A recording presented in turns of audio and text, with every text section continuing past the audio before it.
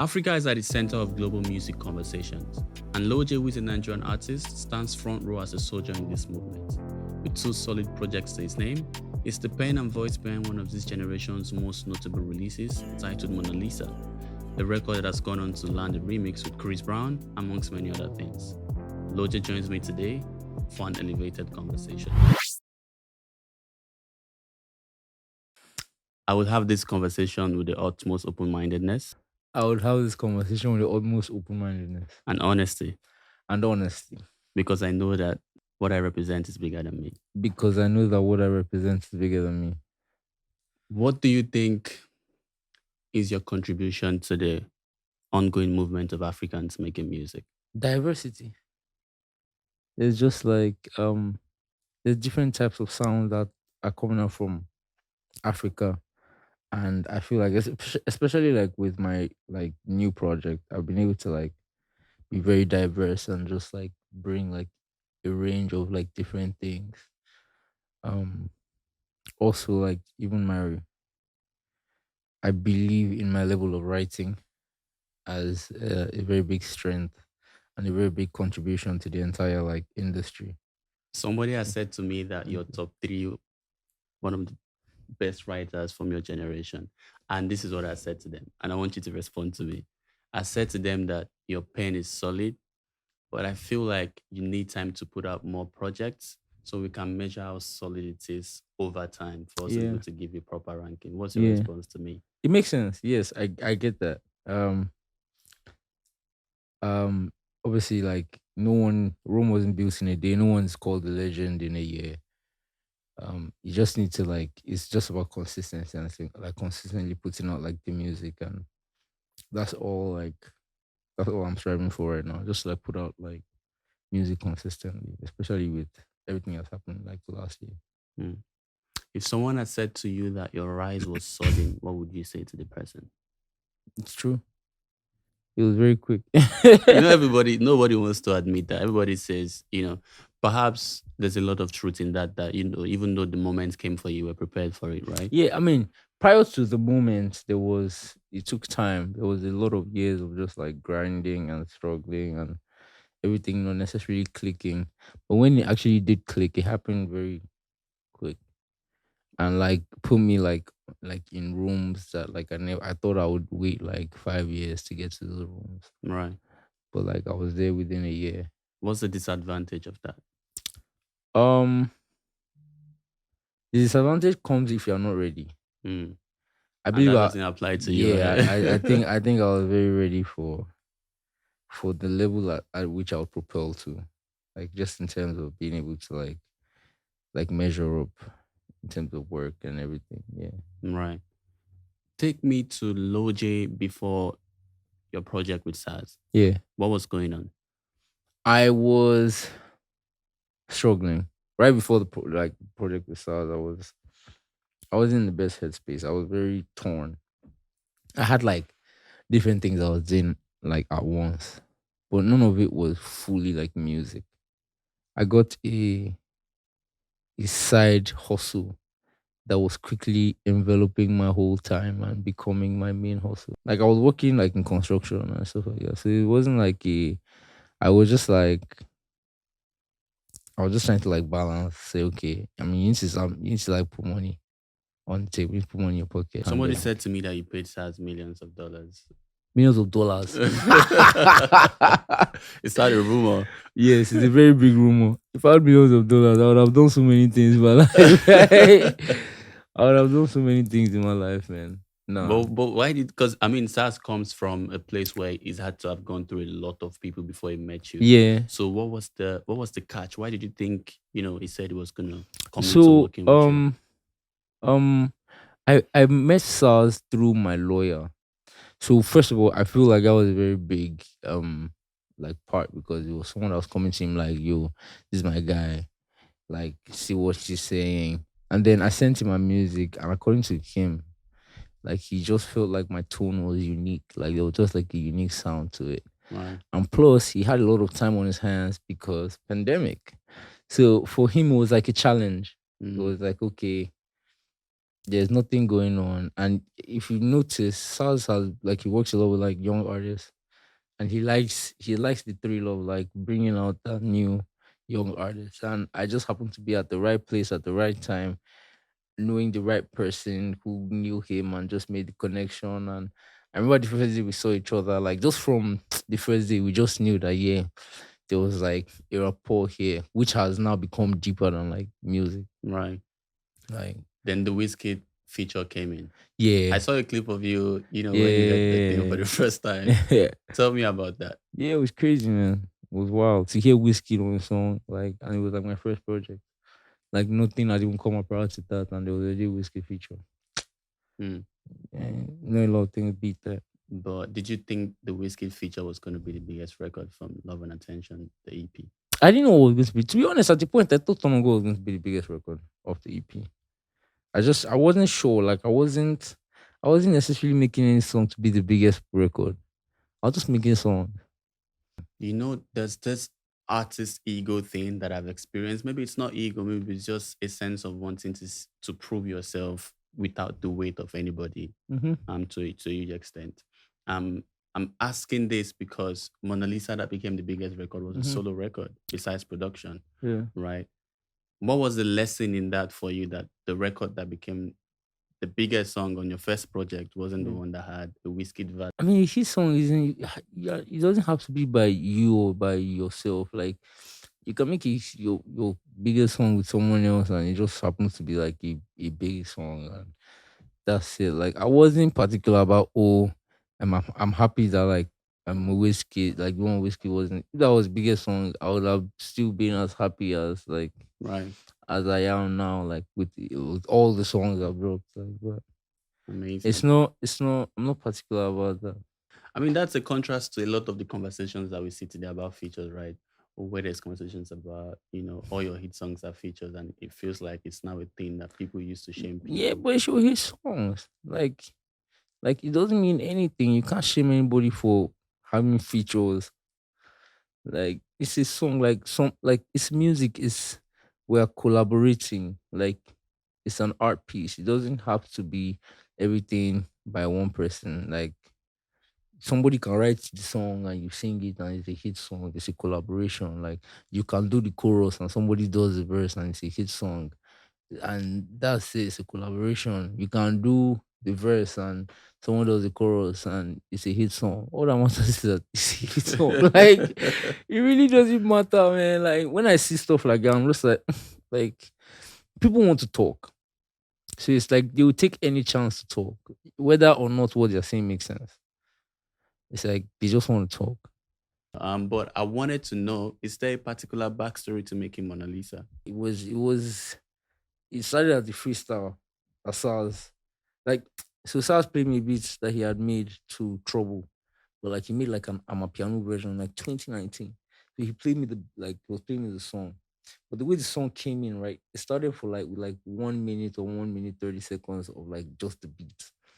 So I'm hearing the beat and I think, oh yeah, this guy just playing beats. So I just start freestyling, oh baby, Koloma, come on, you like something. And from there, and I hear the vocals like after I've been freestyling. But I do this thing where when I hear a beat, right, and I know I'm about to record, I quickly just put on my voice notes, like my voice recording, and I just record just in case anything comes out so I don't lose it. And then that's basically how I freestyle like the beginning of like the song. And then I heard world vocals. I was like, oh wow, it's a song. And then he paused, Sars paused the song. He's like, I mean, yes, but if you if you kill it, I'll give it to you. Oh, so you took the song from World.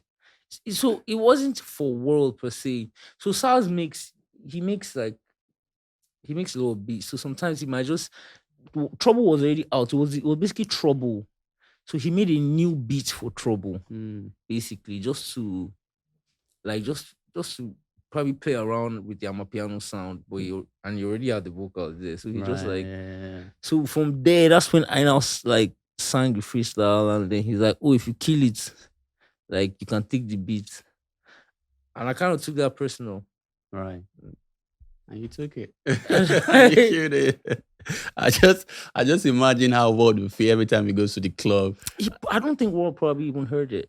Uh This is like, so he makes a lot of beats every right. day. Like Makes sense. I'm sure to Mona Lisa he has probably made like three, four. Knowing Sarz, there's probably made like three other beats to like Mona Lisa. He has different versions that sometimes he even plays just on his set Hmm. because he DJs. Right.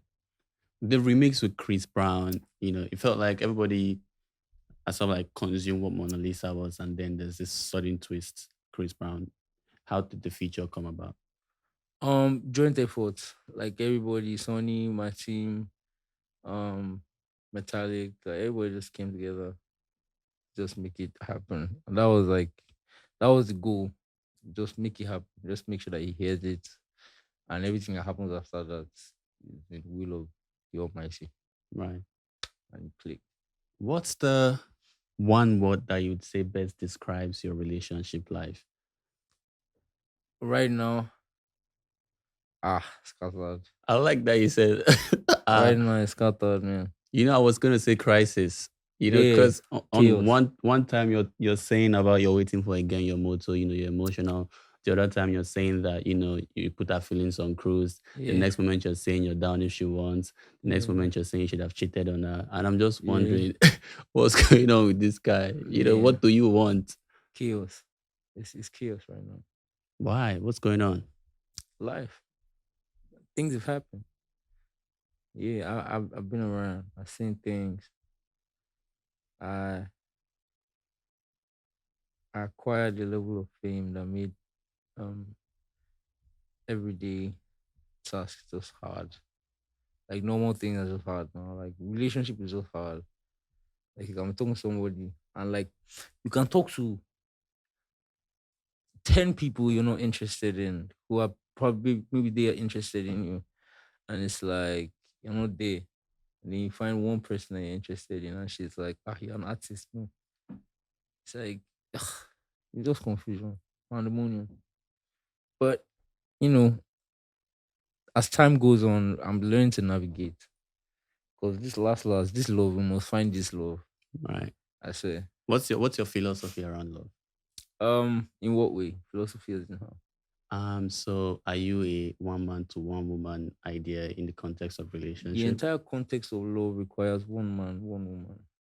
If you are Black Bones going, will say otherwise. Black Bones is he's a preacher of war. Oh, he's a he's trying to break the yoke of love. That's why he wants to do. That's why he tells you to be with multiple women. But love, what the entire idea of love is centered around one person. It's not love if you just share it to other people because it's meant to be a sacrifice. It's meant to be a commitment. It's meant to be like a choice. You're meant to make that choice that okay, this person is not perfect. They are not they are not 100 over 100. You don't tick all the boxes. But this is the person I choose to be committed to. This is the person I choose to give myself to. This is the person I choose not to hurt. And this is the person I choose to choose every time. It's a choice that like I can't even ask anybody to make that choice in their 20s. Some people do make that choice in their 20s and they can stick by it, but Why though? Why do you think making that choice in your twenties is harder? because it's a very, very big commitment. And you need to explore for you to make that commitment. You need to know yourself. I don't think majority they are like I said, there are people that know themselves by the time they're like 25. But I know that a lot of people don't know themselves by the time they're 25. For you to love someone, you have to know yourself and you have to fully love yourself. If you don't do that, you can't fully genuinely love someone. You can lust over someone and have them feel a gap in your heart. You can be loyal to someone self in that context, but that's not necessarily love. What have you learned about yourself? Speaking about self awareness, that has made it hard for you to love somebody right now. I need therapy. That's what I've learned about myself. That makes it hard. You need therapy. Yeah.